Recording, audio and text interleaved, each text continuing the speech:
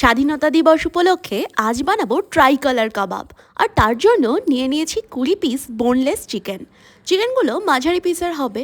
আর এরপর এটাকে ম্যারিনেট করার জন্য দেব নুন, গোলমরিচ গুঁড়ো, জিঞ্জার গার্লিক পেস্ট, আর তার সঙ্গে দই আর বেশ কিছুটা ফ্রেশ ক্রিম। ফ্রেশ ক্রিম দেওয়ার বেলায় কিন্তু কার্পণ্য করলে হবে না, কারণ যত বেশি ফ্রেশ ক্রিম তত বেশি মালাই কাবাবের টেস্ট। প্রথমে গোটা কাবাবটা একই রকম জিনিস দিয়েই ম্যারিনেট করব।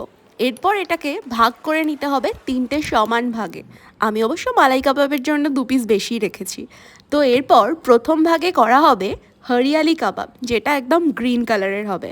এর জন্য খানিকটা ধনে পাতা, তার অর্ধেক পরিমাণে পুদিনা পাতা, কয়েকটা কাঁচা লঙ্কা, একটু বিট নুন আর অল্প একটু স্বাদ বাড়ানোর জন্য চিনি দিয়ে তারপর ভালো করে ফাইন পেস্ট করে নিতে হবে। এই পেস্টের 1 চামচ সবুজ কাবাবের জন্য, আর তারপর তন্দুর কাবাবের জন্য হলুদ আর কাশ্মীরি লঙ্কার গুঁড়ো মিশিয়ে দিলে রেডি 3 রকমের কাবাব।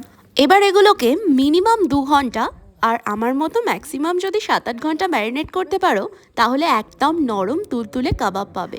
এরপর কাবাবগুলোকে শার্টে স্টিকে লাগিয়ে একটা ফ্ল্যাট প্যানে বাটার ব্রাশ করে তার মধ্যে 10 মিনিট ভাপিয়ে নিলাম। যেহেতু চারকোল বা কয়লা বা স্কিওয়ার কোনোটাই নেই, তাই জন্য এইভাবে কাবাব রান্না করে গ্যাসের মধ্যে দিয়ে তারপর পুড়িয়ে নেওয়াটাই আমার মতে বেস্ট রেসিপি।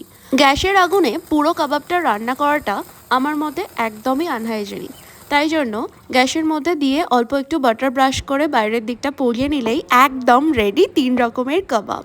এগুলো খেতে ভীষণই জুসি আর টেস্টি। আর ইন্ডিপেন্ডেন্স ডের জন্য আমি 3 রকমের রাইসও বানিয়েছিলাম 3টে আলাদা আলাদা চাল দিয়ে। আর সময় নেই, তাই এই রেসিপিটা পরের শর্টসে দিচ্ছি।